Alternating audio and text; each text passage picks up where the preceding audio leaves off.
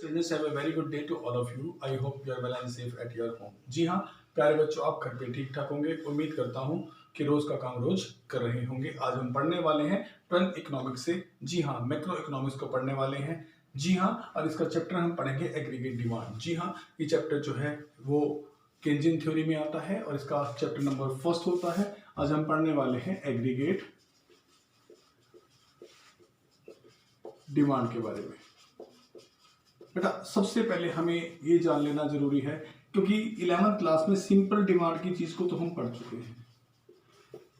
जब हमने माइक्रो की स्टडी की थी मेरे बच्चों,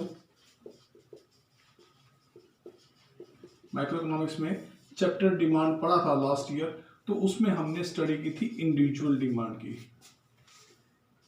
इंडिविजुअल डिमांड की आज हम स्टडी करने वाले हैं एग्रीगेट डिमांड को मैक्रो इकोनॉमिक्स के अंदर। आप तो जानते हैं कि माइक्रो इकोनॉमिक्स में यूनिट लेवल की स्टडी की जाती है, छोटी छोटी इकाइयों की, छोटी छोटी फर्म की सिंपल यूनिट्स की स्टडी की जाती है। जबकि हमारे को 12th में पढ़ना है मैक्रो इकोनॉमिक्स के बारे में, जिसमें हम लोग जो है पूरी इकोनॉमी को एज अ होल मानकर, जी हाँ, संपूर्ण अर्थव्यवस्था की स्टडी करते हैं। तो यहाँ डिमांड का मतलब था इंडिविजुअल डिमांड से, पर्सन की डिमांड से, फर्म की डिमांड से। इस तरह से डिमांड से हमारा मतलब था एक यूनिट की डिमांड, एक व्यक्ति की डिमांड। इस तरह से हम डिमांड को स्टडी करते थे। जी हाँ, और अब हम स्टडी करने वाले हैं एग्रीगेट डिमांड की। तो हमें फर्स्ट ऑफ ऑल ये जान लेना चाहिए कि एग्रीगेट का मतलब क्या है। मेरे बच्चों, एग्रीगेट का मतलब होता है टोटल। डिमांड का मतलब वही डिमांड। आज हम पढ़ने वाले हैं टोटल डिमांड के बारे में। जी हाँ, एग्रीगेट का मतलब टोटल, अर्थात देश की डिमांड के बारे में। अब इंडिविजुअल डिमांड नहीं कर रहे हैं। जब आप एग्रीगेट डिमांड को स्टडी कर रहे हैं तो देश की टोटल डिमांड के बारे में स्टडी कर रहे हैं। इसे हम ये भी कह देते हैं wholesome demand of a nation. जी हाँ, एक राष्ट्र की कुल डिमांड क्या है। राष्ट्र में कौन रहते हैं? रेजिडेंट। इसलिए हम ये भी कह सकते हैं the wholesome demand of resident of a nation. जी हाँ, एक राष्ट्र के लोगों की डिमांड। या फिर हम ये भी कह सकते हैं total demand of a country या इकोनॉमी कह सकते हैं। एक राष्ट्र की, कंट्री की टोटल डिमांड क्या है।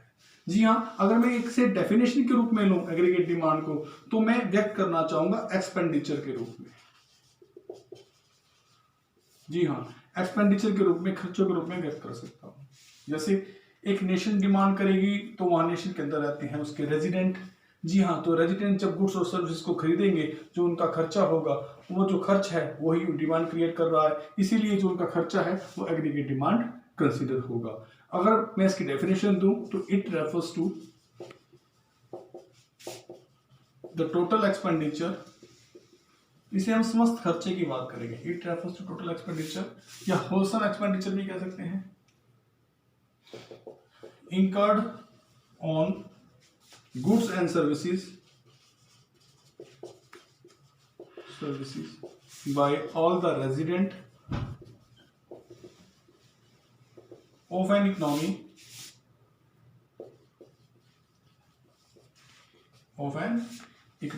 during an accounting year.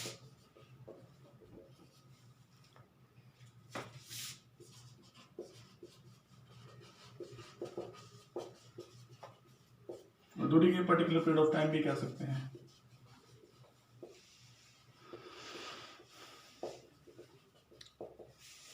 मेरे बच्चों, एग्रीगेट डिमांड से हमारा क्या अभिप्राय हुआ? एग्रीगेट डिमांड्स का मतलब हुआ कि एक देश का वो कुल खर्च जो गुड्स और सर्विसेज पर उस देश के रेजिडेंट ने किया, जी हाँ, पर्टिकुलर पीरियड ऑफ टाइम के अंदर या फिर एक अकाउंटिंग ईयर के अंदर, जो एक देश के निवासियों ने गुड्स और सर्विसेज पे टोटल खर्चा किया, उस टोटल खर्चे ने एक डिमांड क्रिएट की। उस डिमांड का नाम है एग्रीगेट डिमांड।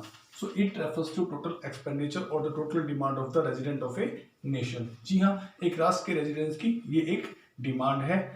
जी हाँ, एक राष्ट्र के सभी रेजिडेंट की ये डिमांड कहलाती है एग्रीगेट डिमांड।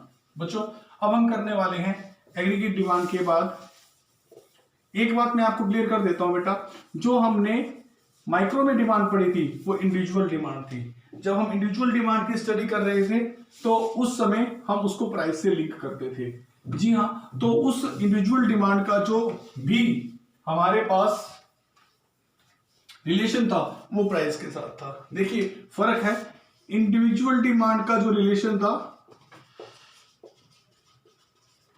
वो प्राइस अगर हाई होता था डिमांड लो हो जाती थी, प्राइस बढ़ेगा तो डिमांड गिरेगी, प्राइस गिरेगा डिमांड बढ़ेगी।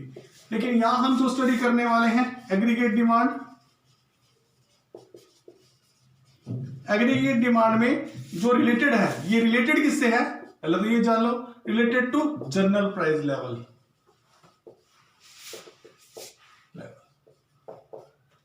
जी हाँ, जनरल प्राइस लेवल, महंगाई का स्तर बढ़ता है तो देश में डिमांड जो है वो कम होना शुरू हो जाती है। यहाँ जनरल प्राइस लेवल से लिंक करेंगे देशवासियों की डिमांड को, एग्रीगेट डिमांड को। बच्चों इसमें जो डायग्राम आता था, इसमें जो डायग्राम आता था, दोनों के डायग्राम अलग अलग होंगे, क्योंकि हमने भी स्टडी किया है कि जब हम माइक्रो इकोनॉमिक्स करते हैं तो हम मैक्रो के एलिमेंट्स को याद नहीं रखते, वो उससे डिफरेंट होते हैं। जब हम मैक्रो इकोनॉमिक्स स्टडी करते हैं तो माइक्रो इकोनॉमिक्स के एलिमेंट को भी कंसीडर नहीं करते, उसके ग्राफ और उसके जो डायग्राम है वो अलग अलग आते हैं। तो मेरे बच्चों अब हम करने वाले हैं कंपोनेंट ऑफ एग्रीगेट डिमांड। इन दोनों की स्टडी अलग अलग है, इसीलिए जब हम मैक्रो इकोनॉमिक्स पढ़ रहे हैं तो एटलीस्ट माइक्रो के चीजों को कंसीडर नहीं करना, क्योंकि एक अवस्था में जो चीज माइक्रो में किसी तरह से अच्छी हो सकती है, जरूरी नहीं कि वो मैक्रो लेवल पे जाके भी अच्छी ही हो। एक एग्जांपल से बता देता हूं बेटा, एक इंडिविजुअल अगर सेविंग करता है माइक्रो लेवल पे, वो सेविंग उसके लिए फ्यूचर में अच्छी है, लेकिन अगर सारा राष्ट्र ही सेविंग करने लग जाए और पैसा बचाए तो मार्केट में पैसे का सर्कुलेशन टूट जाएगा और देश की जो एग्रीगेट डिमांड है वो लो हो जाएगी, तो वो फ्यूचर के लिए उस देश के लिए अच्छा नहीं होगा। तो एक चीज जो माइक्रो में अच्छी है जरूरी नहीं कि वो मैक्रो में अच्छी हो, तो दोनों की स्टडी को अलग अलग पहलुओं से ही हमने करना है। तो कंपोनेंट ऑफ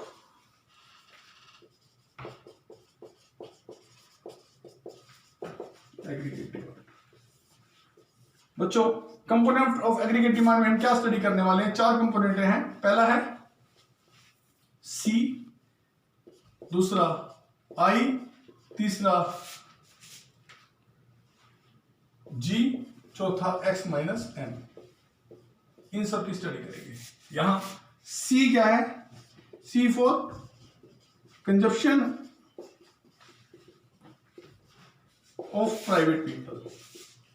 ये प्राइवेट पीपल का जो कंजप्शन है, यानी कि consumption of household, detail study हम कल करेंगे। I investment of private people. G stand for government expenditure on both consumption as well as investment. X minus M. X stand for export, M stand for import, so it means net export. बेटा आज की study हमारी इतनी ही है, अगले chapter में इनको detail में स्टडी करेंगे। Thank you.